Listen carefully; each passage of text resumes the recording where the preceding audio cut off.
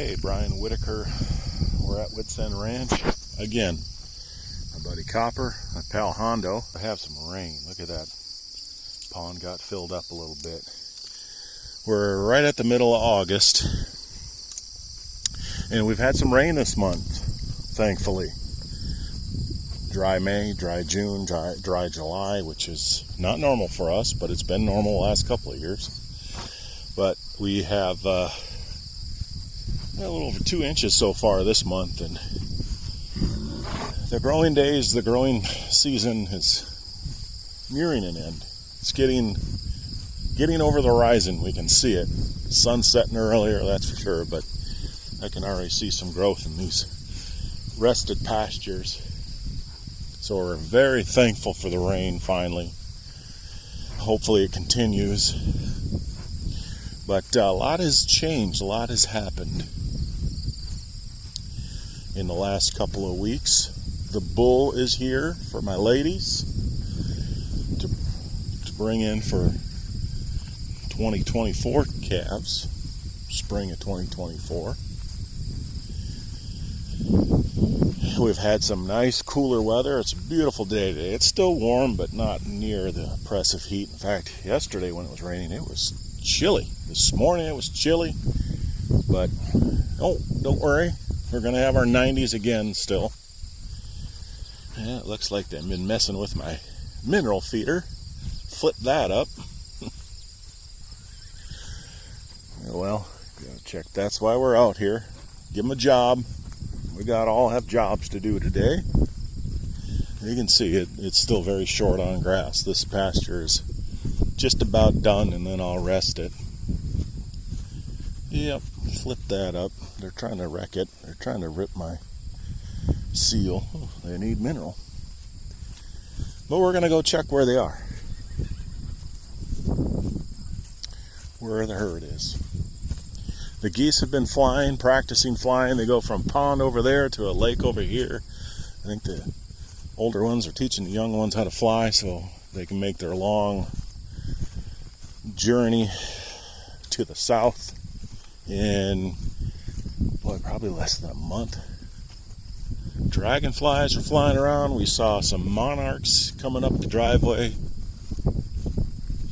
Birds flying all over out here, helping with the fly population, we hope. Flies have not been good. They've been bad this year. A lot of flies.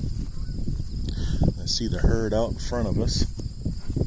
Yeah, this grass it's been grazed and kind of rested. They have to come out to this taller stuff, and they kind of leave it alone. So it's been, but Copper, big sigh. Nice breeze, as you probably can hear.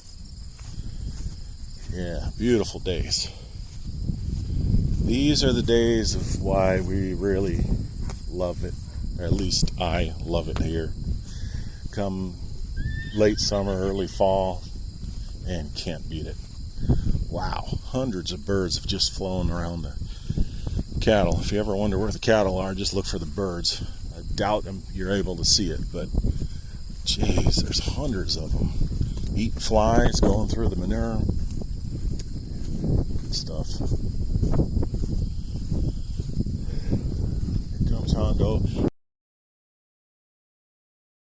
They're grouped up nice.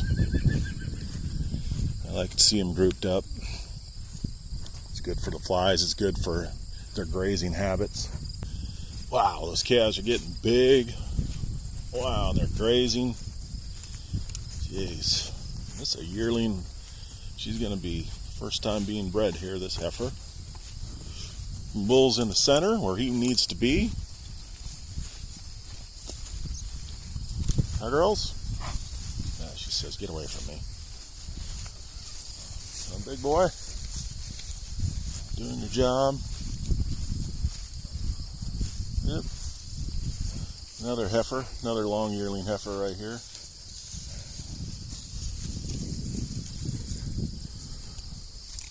Yeah. Look at all these.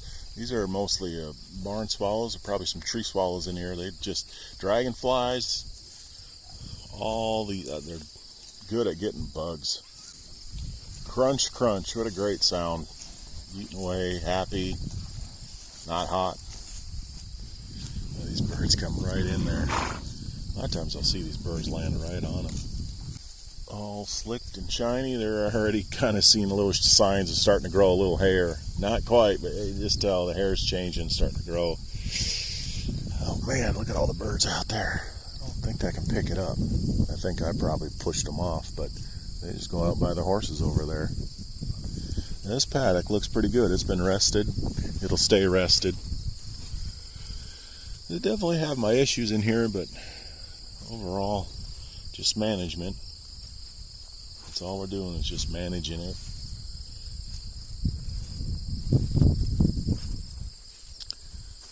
Those swallows, they leave early, and I'm sure by about a month from now they'll all be about gone, maybe even shorter than that. That's always see you in May, maybe April. It's kind of a bittersweet, just changing of the seasons.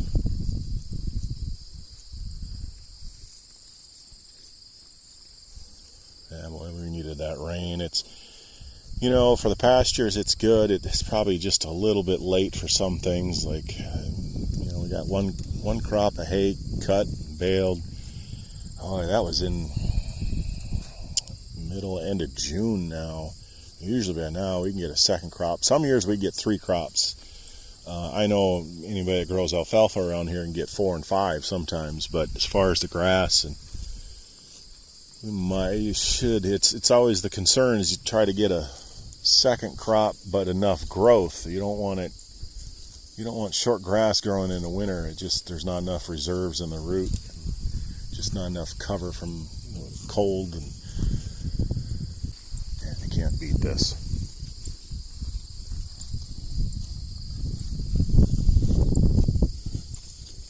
Copper got a new bit. I think he's liking it. New reins, and I'm liking it.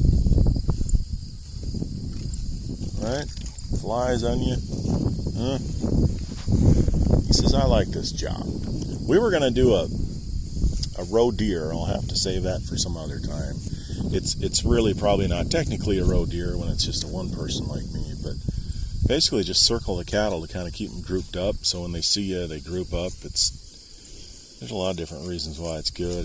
Like I said, you can see when they're shoulder to shoulder and tail to tail, they kind of help each other out with the flies, but also the way they graze. Oops, he scattered them.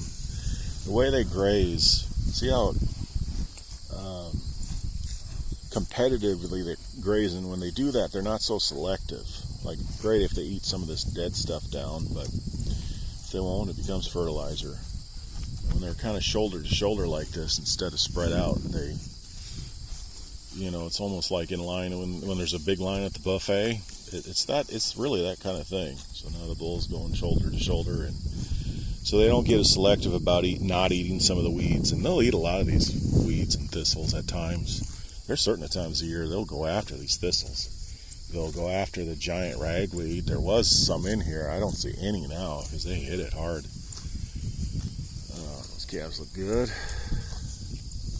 And then just for fly, and it's just, then you know where your cattle are, and it's just nice to keep cattle grouped up in a smaller herd like this. Because even on a smaller acreage, smaller group, herd of cattle, sometimes trying to find where they are is a challenge. And I always get a little more concerned when I just see 1 or 2 by itself. Like, I'm going to go investigate for sure, but it's nice to get up above. I've said it many times. I'll keep saying it. It's so nice. It's good for the horse. It's good for me, but it's so much better vantage point to check on these cattle. You can see up above them. You can see their eyes. You can see both sides of them. Like, if I was on foot, you can see Hondo. He's like hidden in it. If I was on foot or even an ATV, it's really hard to see as well. You almost see kind of 360 above them here. Oh man, this fence is a mess. You know what? I'm going to reel it up. That's what I'm going to do.